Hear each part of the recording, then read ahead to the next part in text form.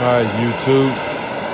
So this little setup here I got is how to straighten up rims cheaply. And I mean very cheaply.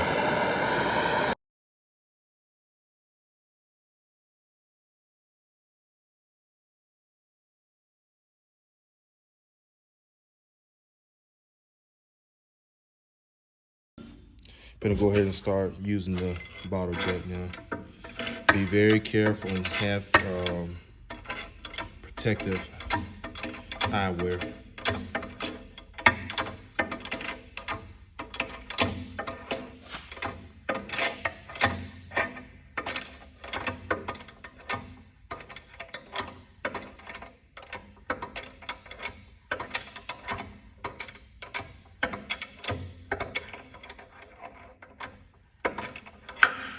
Let me tap this down.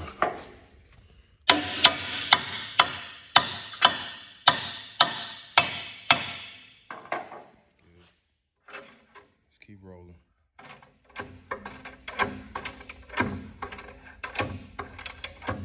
Put some more heat to it.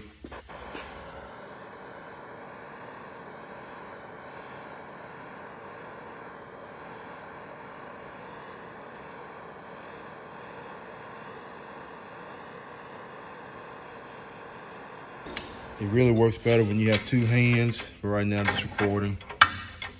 But it's all good.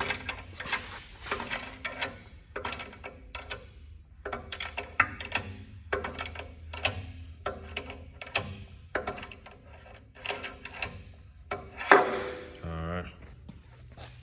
We'll just kind of leave it there for a minute.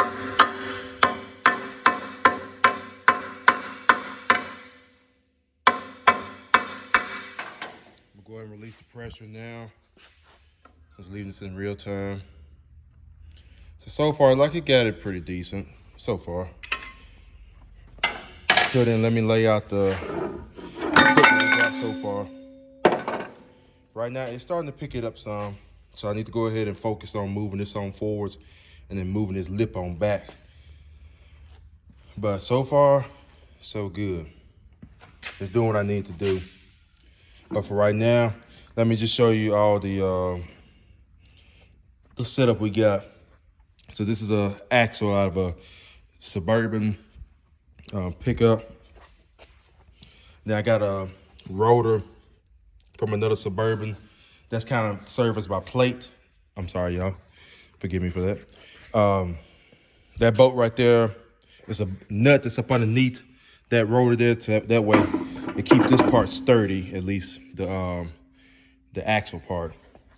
And the next thing what you got to do is you need to find, luckily at my work, we got a frame machine, but if you ain't got a frame machine, just find some place where it's sturdy enough to where you can chain one side down and the other side you push. It's pretty much giving you that down force down here and give you that force that you need to push that outwards.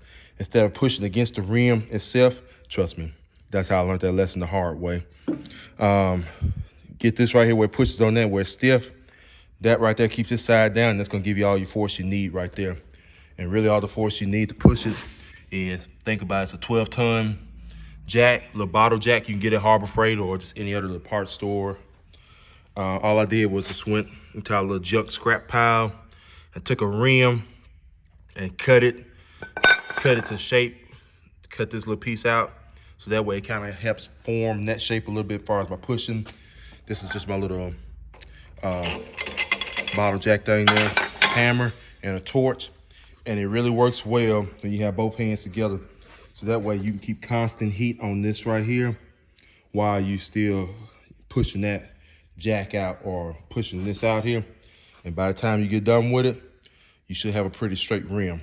Like I said, I done 2 of them. Like I said, the other one I learned my lesson on. I straightened it out and busted it at the same time, but I re-welded it back up and it's holding air pretty good now. And now I'm gonna show you something else here too as well. We're gonna smooth it out there. Then I'm gonna show you it rolling. Just use a belt sander, that's all you need.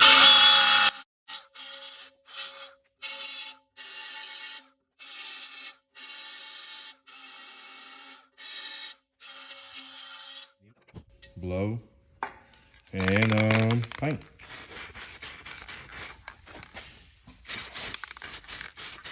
Eventually I will refinish these wheels for right now, but I'm just putting that on just for demonstration purposes only. Now it's time to do like I'm watching a toddler walk.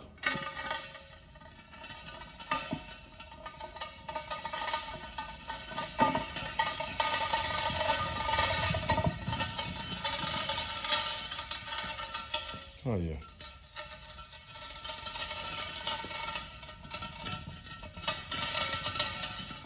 It's like I'm using telekinesis. Otherwise, job done. And like I said, I'm gonna give y'all just a quick brief of all the stuff that we had here. There's a chain. We had a couple of these chain plates here, and what all they did was just up on our frame machines. They just went up under there and held that chain in place. The Suburban axle, and here's the Suburban roller. And you see what I'm talking about, just that little net that's down there, just holding that as a good base. A bottle jack, 12 ton, you can get bigger if you want to. Like I said, a piece of another rim. It can be aluminum, this is aluminum right here, but it can be that cast, whatever. Main thing is you just kind of want that shape as like a die to push in there. And a torch. I would have preferred to have used my yellow torch, which I guess is that MAP gas. But you saw, obviously, this one here works. It just takes a while to heat up. And here's the other rim here that we're going to do next. And just a quick tip far as to whenever you do this, you can see otherwise I'm going to resurface this or redo these rims anyway. But on that right there, you want to have a soft pad, or if anything else, find like a little space or something like that you can hold right here to where it protects your rims.